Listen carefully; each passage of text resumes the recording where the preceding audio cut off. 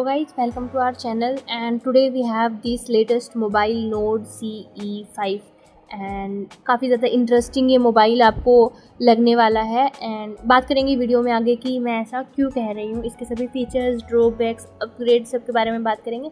सबसे पहले स्टार्ट करते हैं बॉक्स ओवरव्यू के साथ एंड बॉक्स के अंदर हमें मिलती है एक sleeve, then the main unit जिसकी भी हम बात करेंगे, मतलब इसकी ही बात करेंगे मेनली। पर पहले देखते हैं बॉक्स के अंदर और क्या क्या चीज़ें हमें देखने को मिलती हैं।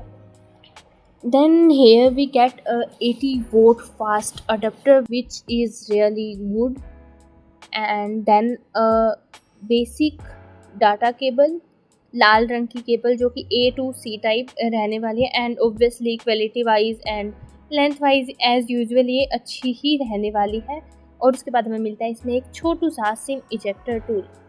देखते हैं स्लीव के अंदर हमें क्या देखने को मिलता है। Then will move to our main unit and देखेंगे इसके बहुत सारे फीचर्स को।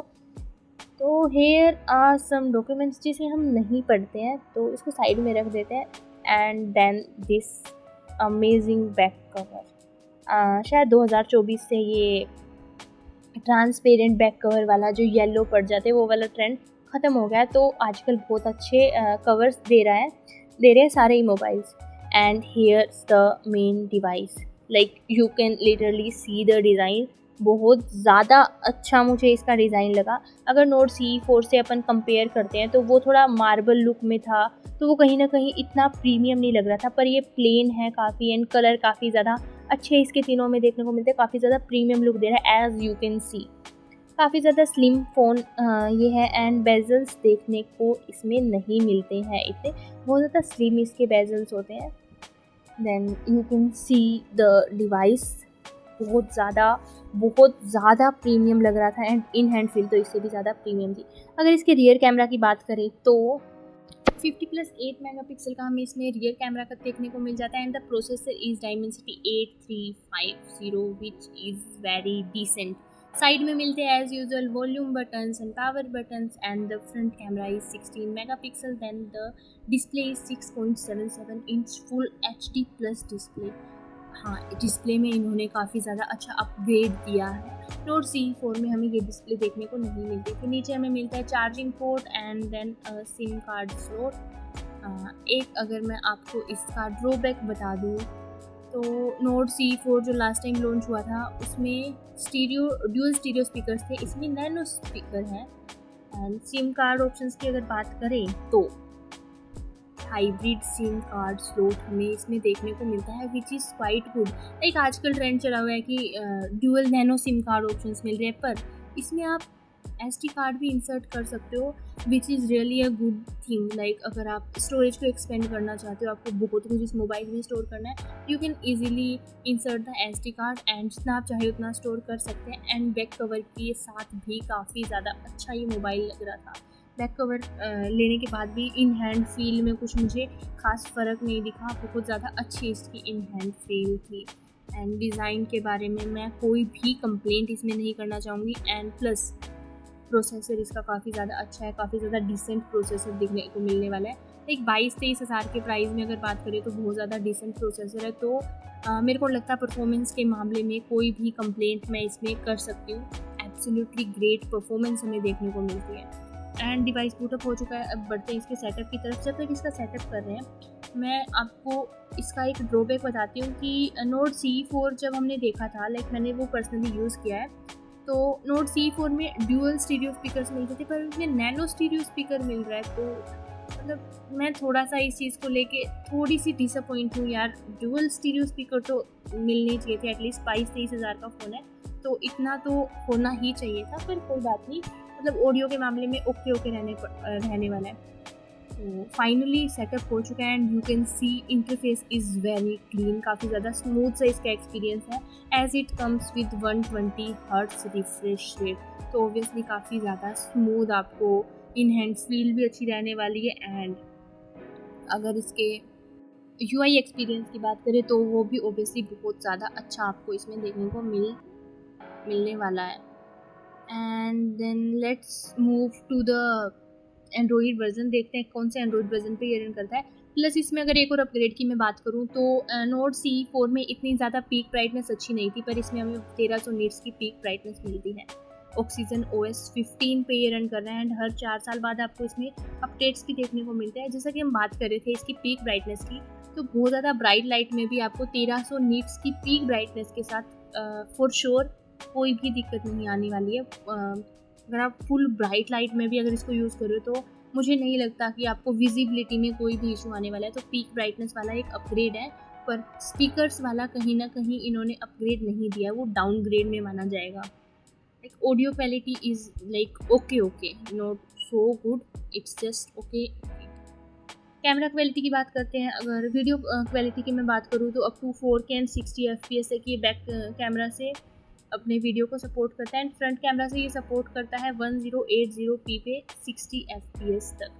तो camera is quite good. Like अगर आपको सिर्फ कैमरा फ़ोन ही चाहिए तो आप इस मोबाइल की तरफ नहीं जा सकते। इसका कैमरा अच्छा है, पर वो बहुत अच्छे वाला मैं नहीं कह सकती, क्योंकि हमने काफ़ी सारे टेस्ट किए थे। नोट CE4 से अगर कंपेयर करें तो हाँ, उस मामले में काफ़ी अच्छा है। नोट CE4 से कंपैरेटिवली अच्छा इसका कैमरा हमें देखने को मिलता है, पर इतना अच्छा नहीं कि अगर आपको कैमरा फ़ोन चाहिए तो आप इस फ़ोन की तरफ जाएं। इतना अच्छा इसका कैमरा मैं पर्सनली नहीं कह सकती, लाइक जो मैंने टेस्ट किए एंड बाकी सारी चीज़ें थी।